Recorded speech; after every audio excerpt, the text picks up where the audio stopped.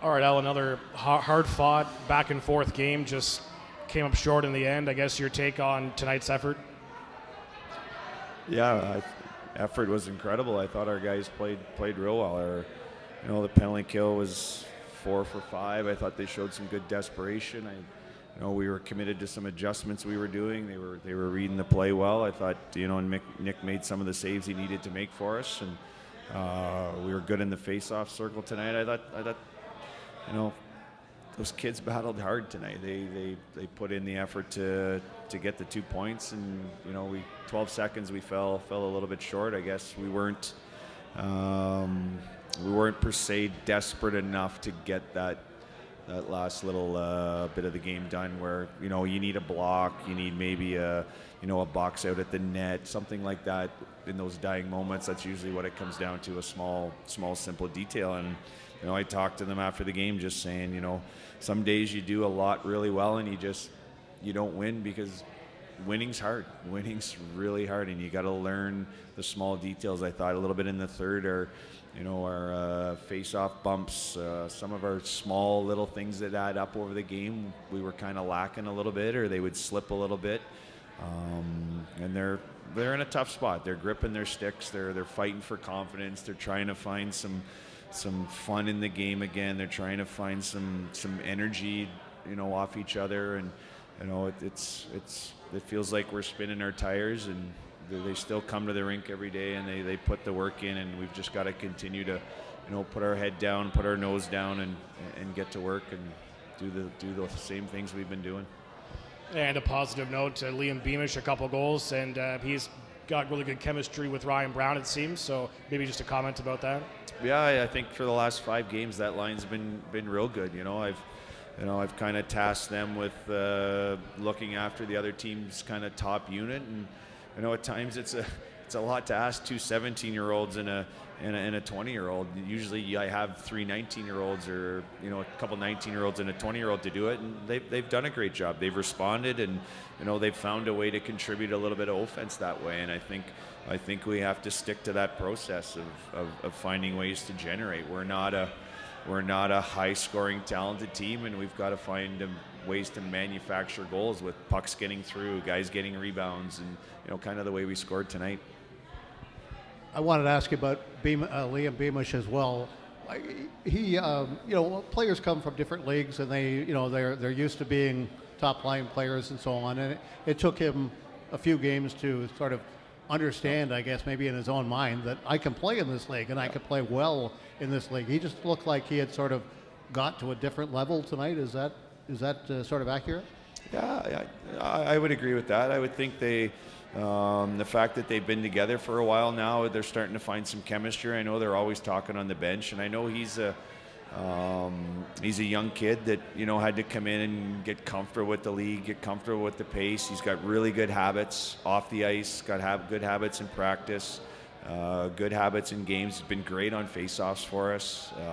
Good stick, he's strong on pucks, not shy to go to the net, which is huge for us, and they've found some chemistry. They all kind of play a similar style where it's not flashy, but it's move pucks north, support each other, get pucks to the net, and he's done an incredible job. He asks great questions. He's always inquisitive, wants to learn, seeks the coaches out to find more information on how he can help, what more he can do, and he's turning into a real leader for us, which is awesome. You talked a couple of times about face-off numbers, and that was one of the strengths of that team in 22-23 when you made the run, was you had center icemen who won high 50s and 60% of their face-offs. That seems to be kind of a little bit of a direction again with Beamish, with Wainwright, guys like that. They're winning 55, 58% of their face-offs. Yeah, they've been good all year in the circle, and a lot of times it's on their wingers and on the D-men to find those extra loose pucks that help their percentage. And like I said, when your face-off bumps sometimes slip in the O-zone and you get that win, you don't get the time you really wanted to set up a play, or the D don't get time to move too much, or a winger doesn't get time to find that loose puck. And it's something we have to continue to stay on top of and harp on, and it'll sink in eventually, and they'll get to it, and it'll just become almost robotic. But sometimes those are the ups and downs and the trials and tribulations of a young team striving to find their true identity and what they are on the ice. And it's, like I said, they're showing up every day to battle and to fight, and you love them for that and you respect them for that, but we're still looking for that little bit of direction, or that one guy to step up and win that game for us. I know that in the past, Fish has done that. Nick's done it really well. Evans played really well to give us chances to win, but we just can't find that second, third guy to step up and make the difference. When you look at your record, I mean, it's a kind of an odd record, 8, 17, and 7. So what that means is you have points in almost half the games you've played. You played 32 games. You have points in 15 of them. Do you sort of take any moral victories out of that, or no?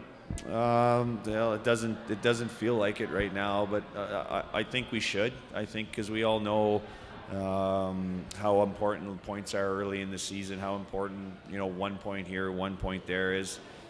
You look at last year; it came down to maybe the last 5 games of the season, and we were still in it. And you look back, going, "Oh, if we got a point here or got a point there." So. We've had our moments where we've not been very good, and then there's moments where we've shown what we need to be, and it's like I said, it's finding that belief or that consistency in the process, in what our identity is as a group. We're not big, we're not physical. We have to be kind of tenacious and relentless on pucks, and when we show that, we hem teams in a little bit. When we show that we're around the net, we create scoring chances. When we want to stay on the perimeter, we struggle to get inside on some of the bigger, tougher teams, and that's just that's who we are, and we've got to find ways to make that successful. Mitch Young gets back in the lineup here tonight. Obviously a big addition back there, making that first pass, presence out there, veteran defense. What does he mean to that back end? Yeah, it's huge. I mean, I think it slots people into positions that they're supposed to be in. I think it slots guys' ice time into what it's supposed to be. I think, Casey Bridgewater's played very well in Mitch Young's absence, and he's kind of grown a little bit as a player. He's getting a little bit more confidence to move his feet and make those plays. And, it's huge getting Fish back. But Younger's a guy that can drive our offense, I think.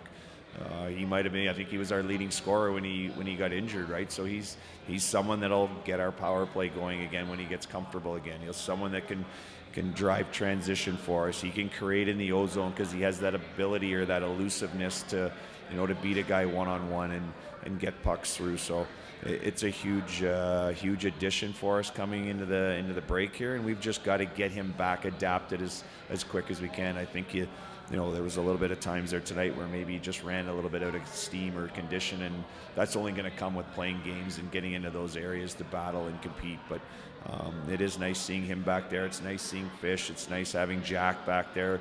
We've got a little bit more depth. We've got a little bit more, not about size, but a little bit more presence back there, Jack Bowden's been good at times for us, really good at times. We've got to pull a little bit more out of him. But, as far as everyone else, Ohms has come in and played very well.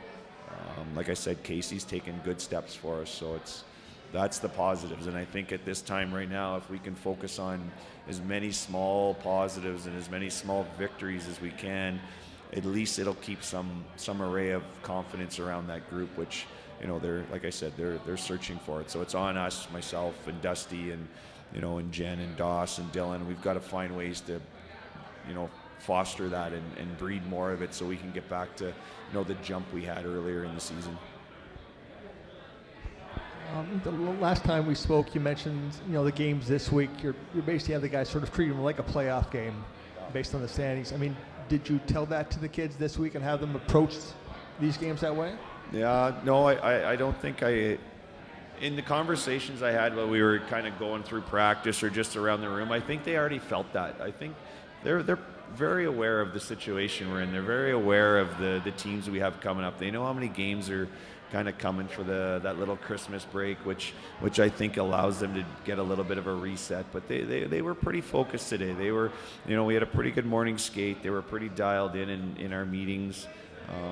I thought the first 10 minutes we played very well, and then they had a little bit of a push, and it showed a little bit of our immaturity, and we got a little nervous and threw a few pucks away.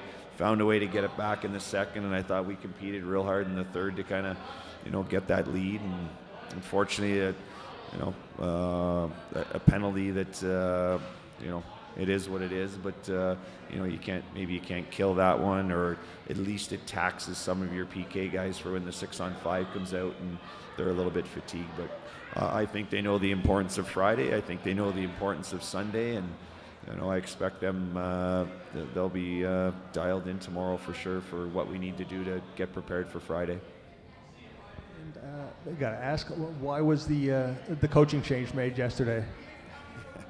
That's a question that's probably better answered for Dylan, because that was just kind of above my, I'm not sure. I don't have an answer to give, and I'm not sure. Are you able to say anything yet about how Carter's doing? I'm not sure what the press release on Carter is. I know he's at home with his family, and there's still some testing going on for him. I know the guys sent him a card and a bunch of stuff, so I think that'll be a release from Dylan again too, that he'll take care of that. So I just know the small particulars that he's discharged from the hospital, was kind of traveling back and forth with his family, and he's reached out by text a few times, and the guys are talking to him, so he's in good spirits.